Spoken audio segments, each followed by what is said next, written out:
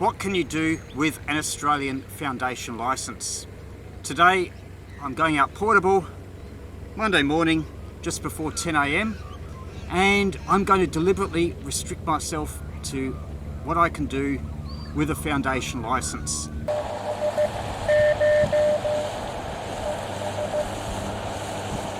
Today I'm going to operate 10 metres and 15 metres only, and partly because I think there might be some good conditions.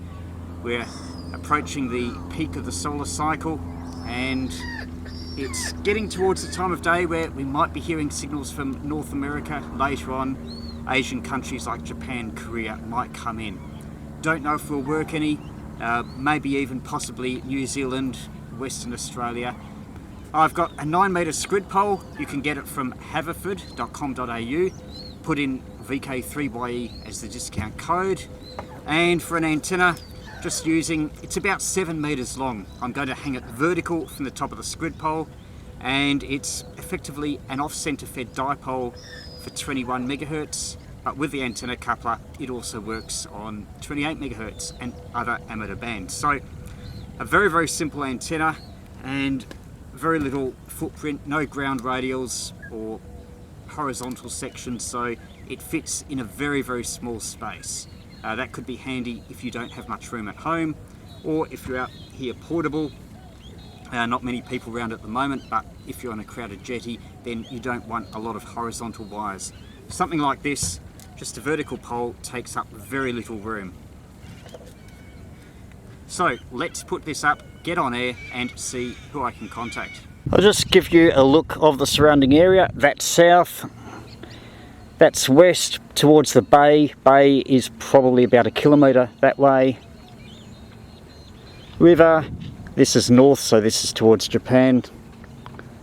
And this is east direction. So we've got a bit of water in the foreground, and that will probably help a little bit for some of the contacts. Velcro straps, pole, and I've got a convenient spot here that we'll just tie the pole to.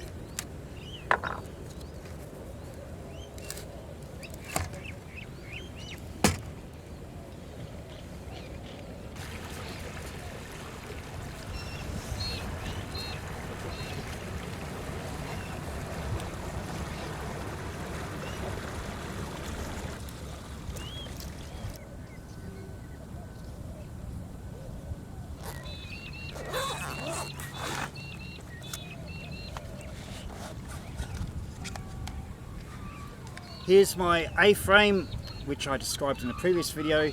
It's handy to hold the FT817 up.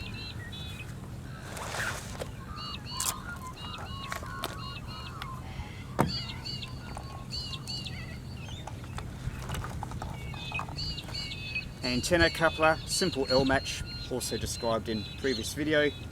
FT817, 12 volt, 7-hour battery. It's a LiFe PO4. So similar capacity, and it actually looks a bit like a sealed lead acid battery, but it's about half the weight. So costs a bit more, but definitely worthwhile for portable operating.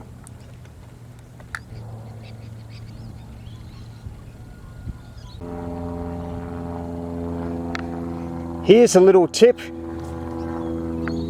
With the pole here, the sections are about 1 metre long. Sometimes it's best for the wire to be perfectly straight, for the pole to be anchored in between those sections. So I've just got some Oki strap, and that just helps hold the pole at a midway point, because if I was to have it like that, then the wire would be too tight and be putting pressure on the antenna connection and the transceiver, but you also don't want the wire to be too flopping around. So just chosen a nice midway position anchored by this strap.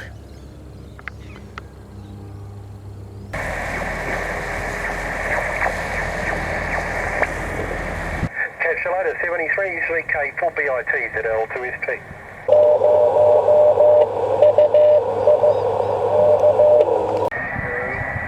Once we got pretty big, it was actually... Here's 28 megahertz.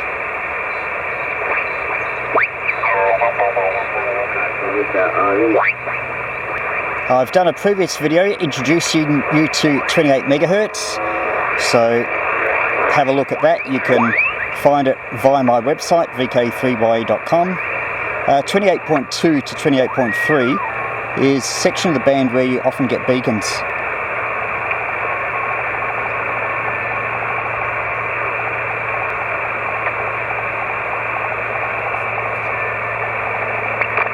K5AB, I think. Or was it K4AB? Anyway, that's a beacon. There's lists of beacons that you can find, and this shows that the band is open.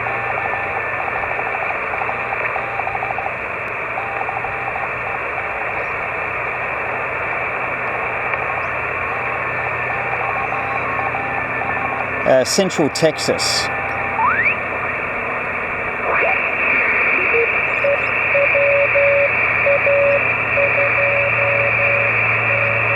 WA2 something.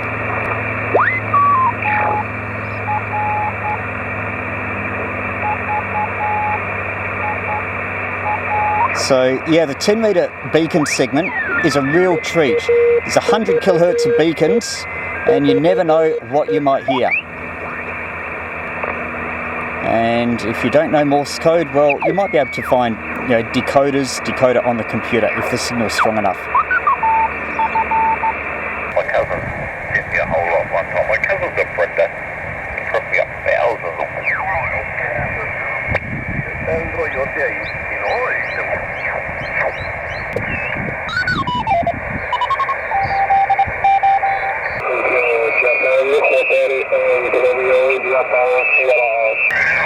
Lima 3 Alpha Whiskey Bravo VK3 Yankee Echo / portable. Good afternoon, thank you for coming back to my call. Just crank my volume up a little bit, you're a wee bit quiet, but yeah, nice to hear you. The name here is Andrew. VK3 Yankee Echo, I'm just turning my antenna around to you. Oh, very good there, Peter, on your 5 watts. I might turn my power down and see if we can see how we go there as well. Just stand by, I'll just drop my power a bit. Hang on. VK3YE portable, this is ZL3AWB. Do you still copy me? Over. ZL3AWB, VK3 Yankee Echo. You're 5 and 7, 5 and 7. Very, very good signal, way above the noise level. That's as low as I can go. I've got a Fox Tango 991 Alpha, and that's the bottom setting there. 500 milliwatts, 500 milliwatts, 500 milliwatts, Andrew, over. Yeah, ZL3YE, I'm reading you readability 5, but strength about 1, but readability is 5. I got copy all of your last call there. Anyway, Bob, another day, another dollar. Catch you later. VK6 KRC VK6 X-ray Victor. Now got FT8CN set up on Android mobile phone.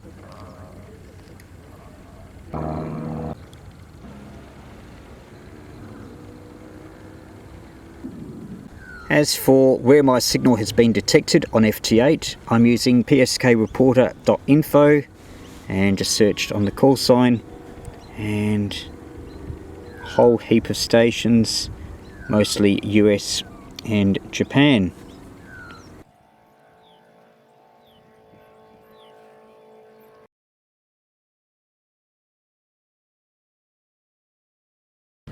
Now trying some 21 megahertz FT8, quite a few stations being decoded.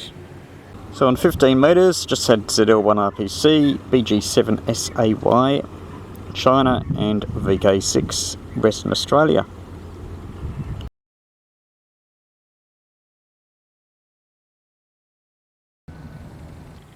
The Canadians keep sending us some cold air. We're in North Dakota, by the way, the state of North Dakota, so we're a little bit far north here.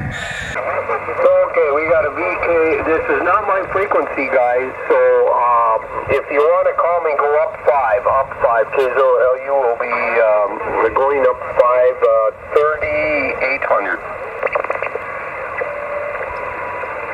K0LU, K0LU, this is Victor, Kilo 3 Yankee Echo, VK3 Yankee Echo. K0LU, K0LU, this is Victor, Kilo 3 Yankee Echo, Victor, Kilo 3 Yankee Echo, over. Yeah, I got 3 of you guys in here. I'm not going to stick around here very long, but VK3 Yankee Echo, and then I got VK4 IDX. VK3YE K0LU. Yeah, K0LU, VK3 Yankee Echo. Very good evening, very good evening. Good signal, you are 5 by 9. Oh, okay, Peter. Man, you're doing a pretty nice job for a 5 watts QRP. You're not moving the S meter much, but you're solid copy in here. For the heck of it, I'm just going to give you a 5 and 5. Your 5 watts are doing wonderful. And yeah, you probably got the name here is Leon Love Easy Oceanaphy, and I'm in the state of North Dakota, Peter.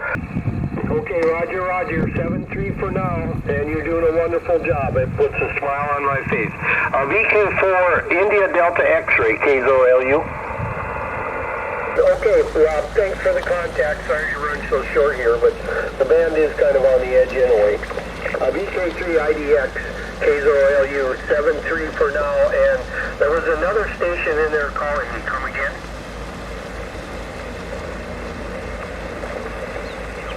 Golf Queen Radio, was that VK3?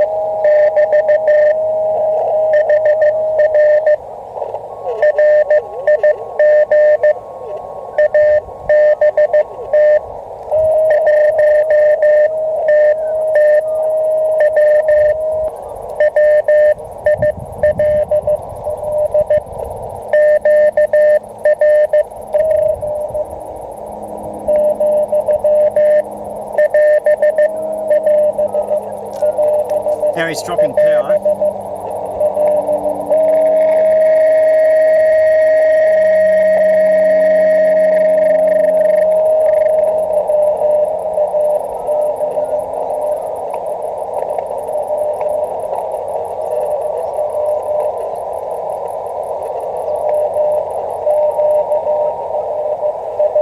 It's running QRP. 5 watts.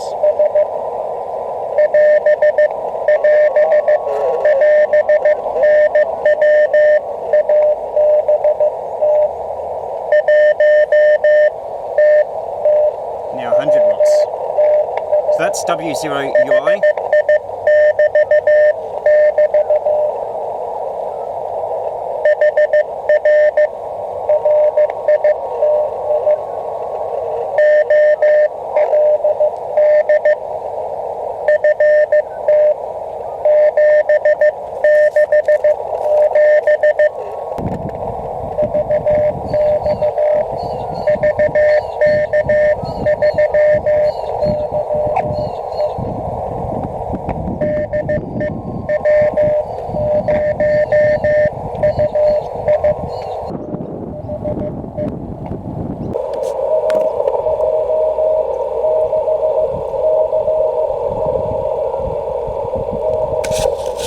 So that's our quick sample of what you can achieve on 10 and 15 metres. I've been out here for a couple of hours, so I didn't have a huge number of contacts. I would have had more if I stayed on FT8, but still had some good contacts on SSB, New Zealand, and especially into the United States, K0LU, and right at the end with a Woody, W0UI. That was quite outstanding. I could hear his signal down to 5 watts quite well. He was calling CQ. It was pretty weak. I could hardly hear him, but luckily conditions are on our side. The interference went away and the signals went up. So we've tried SSB, FT8, CW, had a listen on FM, just on 10 metres and a little bit on 15.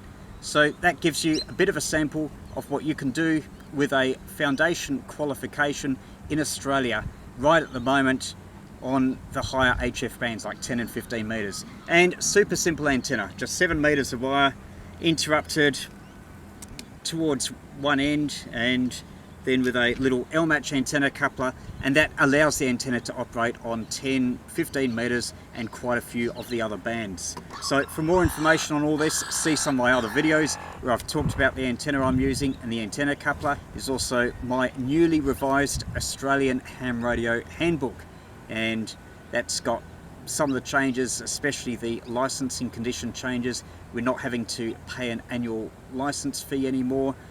With the qualification, it's under a class license. Also, no fees for exams, and the process is a little bit simpler. So have a look on my website, VK3YE.com, and have a look at the Australian Ham Radio Handbook 2nd edition. So, yep, you don't need huge amounts of power or a standard or advanced license. You can do quite a lot with a foundation, like I've just proved right now.